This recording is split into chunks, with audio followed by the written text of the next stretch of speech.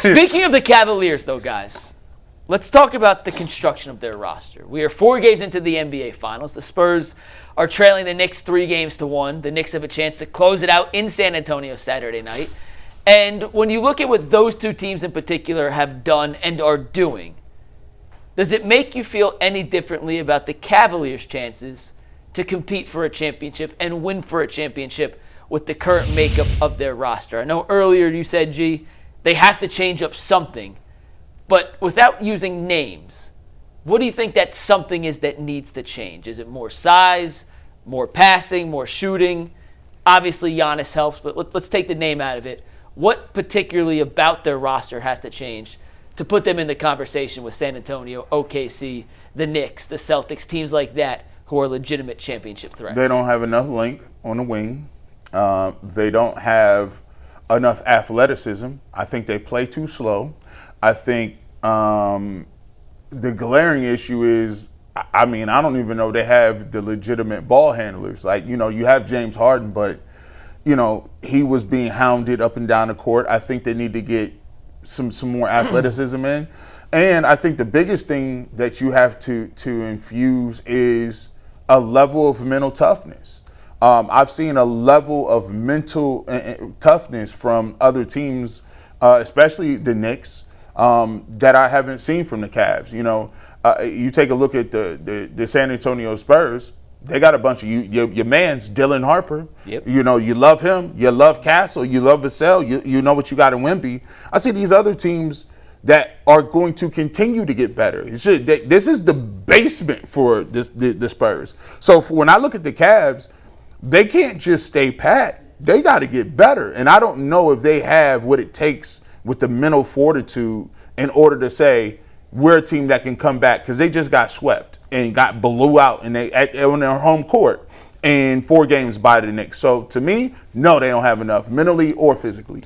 I got a long list. How much time we got? We got a lot of time. We got to about 52, 53 to be exact. So you can see the clock right there. You know what you got. So I love Donovan Mitchell, and G, you love Donovan Mitchell, and Mike, you love Donovan Mitchell. But my first question would be, can you win the title if Donovan Mitchell's your guy? And I think the answer is no. It's a fair question. I think it's no. I think it's a firm no. So what can you do around that? And, smaller questions or zeroing in on things. Like I also don't think you can ever win a big series with Mitchell and Harden guarding the other team's best guards. I just don't think that you can. And now, trading Evan Mobley doesn't make you any better defensively. No, matter of fact, it probably signals a big leap back. It makes you way worse. But you're not. Those guys are just going to get circles dribbled around them. When I look at what the Spurs and the Knicks are doing, it brings me back to 2 things with this Cavs roster. 3 really, that are just fundamental flaws of how a championship roster is built right now. One is the lack of size in the wing. And that's why when the talks about bringing Dean Wade back, should they, shouldn't they, to me it's, you need to bring him back, but you also need to add more. He can't be your only wing with size. Yeah. 2, they need more playmaking. San Antonio, guys who could create their own shot. Guys who, if the shot clock's at 8, the ball is in their hands, you feel like we could at least get a decent look. Wemby, Harper, Castle, Fox, Vassell. Am I missing anybody? Maybe those 5. The Knicks, Brunson, Cat, Bridges, OG, the way Shamit's playing, he's certainly on that list. Alvarado, to an extent, not as much, but the Cavs have 2. Donovan and James.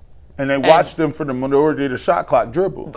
They have a legitimate lack of playmakers. And I've said this before, I'll say it again. When OKC beat the Timberwolves in the playoffs last year, Chris Finch, the head coach of Minnesota, was asked, you guys had no ball handlers. Like, you weren't able to get the ball past half court enough. That's why Anthony Edwards had to play point guard. And he said, yeah, every team needs more dribbling, but we need more play. We need more shot creators. The Cavs do not have enough shot creators at the end of the day. Mobley's a finisher. Allen's a finisher. They're shooters. Merrill, Strus, all those guys, they're finishers. They're not shot creators. Their only shot creators are James Harden and Donovan Mitchell. And in the playoffs, when teams are so well scouted, and you see the same teams game, day off, game, day off, game, day off, you learn their tendencies, you learn how to guard them better. You need more variance to your offense. You need more than just 2 guys, and sometimes just 1 guy in the court at a given time that can actually create offense. The Cavs do not have enough of that right now. Point blank, period, end of story. And lastly, they have to pick a route. If they're going to lean into the two bigs, then they have to play like a big basketball team.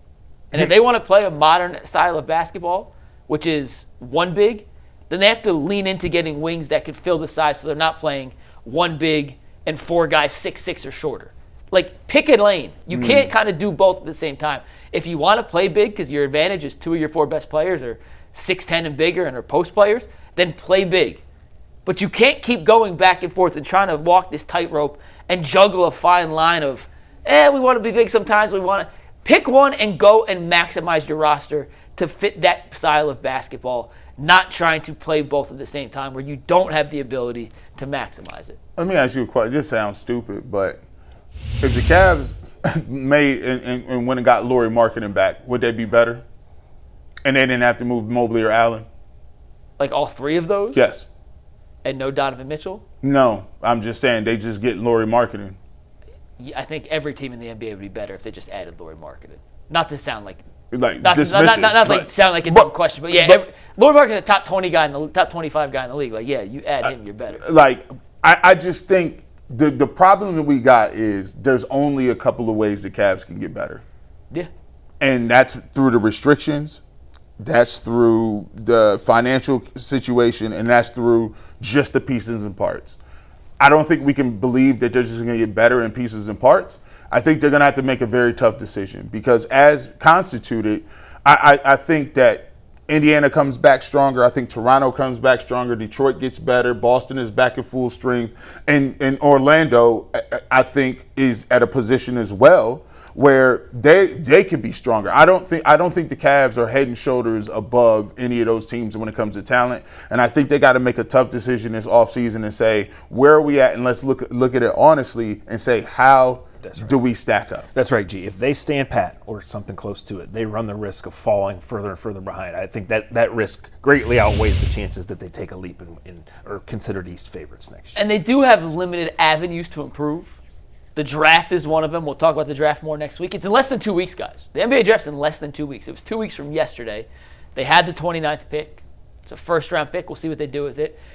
They have a little bit of cap space, little financial flexibility to make some free agency deals, but a little. Their best way or their easiest path to getting significant improvements and or at least roster shakeups is by trading one of the core members, and it's most likely Jarrett Allen because I don't see a world where they're trading Evan if it's not for Giannis, and we know James and Donovan are coming back. So we'll see.